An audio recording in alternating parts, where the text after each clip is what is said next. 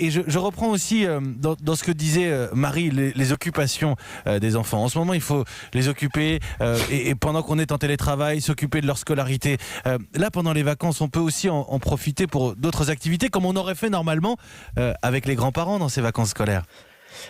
Tout à fait. Et Marie a indiqué des idées tout à fait intéressantes, à savoir les associer aussi aux choses du quotidien pour en faire des activités un peu ludiques. C'est-à-dire qu'effectivement, préparer le goûter ou aider au repas, pour qu'il y ait effectivement, en dehors de l'occupation purement distractive et notamment très très passive comme les écrans, des choses plus manuelles, parce qu'effectivement, on va pas pouvoir tout le temps sauter partout ou courir, et donc le relais peut être pris par des activités manuelles, par des jeux de société, c'est-à-dire des choses vraiment concrètes et qui mobilisent le corps et l'esprit.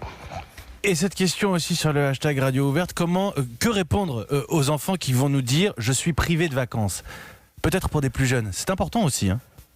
Ah oui, c'est important. Alors, ce sera évidemment plus facile pour les parents qui ont réussi à maintenir un certain rythme scolaire, c'est-à-dire dès le matin, même si on est plus souple sur les horaires. Marie disait 8h30, c'est effectivement l'idéal, mais en pratique, si l'école à la maison commence plus tard, ce qui va être important, c'est surtout le rythme et le symbole qui est on s'isole dans un endroit spécifique qu'on a identifié comme l'endroit des cours à la maison, etc. Parce qu'après, c'est ce qui va permettre de dire si t'es en vacances, puisque les activités qu'on fait, ce sont pas des activités d'apprentissage, ce ne sont plus des devoirs, c'est des activités plutôt ludiques. Et puis moi, je troque à nouveau mon rôle d'enseignant, de maître ou de maîtresse, pour celui effectivement de parents avec qui on joue, avec qui on a des activités plus ludiques. Je sais qu'on parle des enfants essentiellement, Gilles-Marie Vallet, mais je m'adresse aussi à vous pour les parents.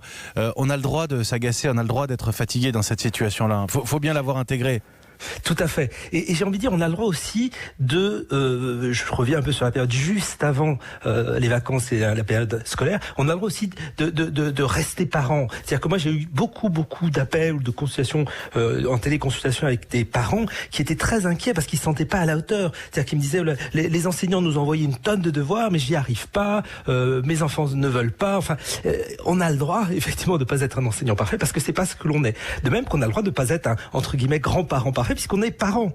Et effectivement, on sait bien que les papis, les mamies ils ont l'habitude de gérer les vacances, quand nous, on est encore au travail. Donc non, on peut pas les remplacer. Pour autant, ça reste une période de vacances, parce que les rythmes sont différents, parce qu'on est plus souple sur les horaires de coucher, parce qu'effectivement, c'est là que ça va se jouer, oui. Mais c'est important de leur dire que c'est quand même des vacances, parce qu'effectivement, ça risque d'être une grande source de frustration.